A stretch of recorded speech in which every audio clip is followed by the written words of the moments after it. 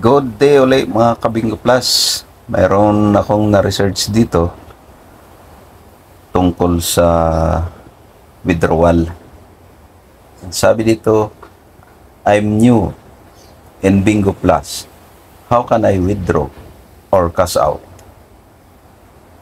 Next, in order for you to withdraw, you must complete the below details first.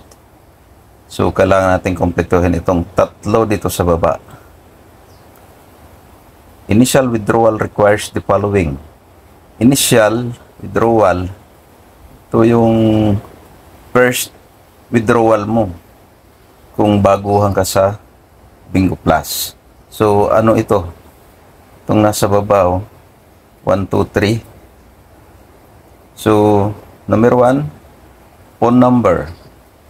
If you have signed up using Facebook or Google account, add your recovery number first. So, kailangan mo palang maglagay ng recovery number. Number 2, wallet password. Create a 6-digit wallet password, no special characters and letters included. Number 3, KYC setting.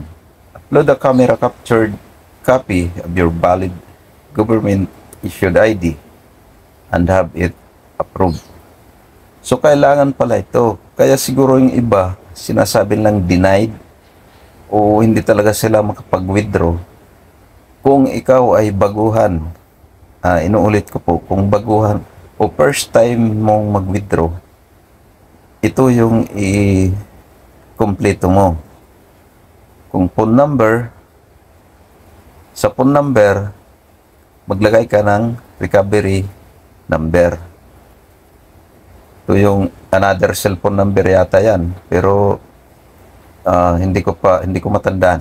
Pero sa recovery number, ganun yan.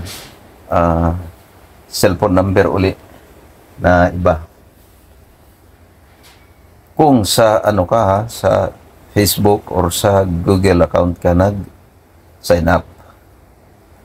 Sa wallet password, ito sa Bingo Plus wallet mo, mag-create ka ng 6-digit wallet password. So itong KYC, kailangan mo rin itong i-kompleto at i-approve. Kaya may nag-comment nga dati, nung nagwi-withdraw siya is hindi siya makapag-withdraw, pero nang contact siya sa customer service, nang hingi yung customer service ng ID, tapos nag-comment siya uli, nakapag-withdraw na siya. So ito siguro yung dahilan. So tingnan nyo lang yung account nyo kung ano yung kulang para ma-update nyo. Sana nakatulong ito. Paki-share para malaman din ng ibang Bingo Plus player. Like na rin para makatulungan ng ating channel. Thank you.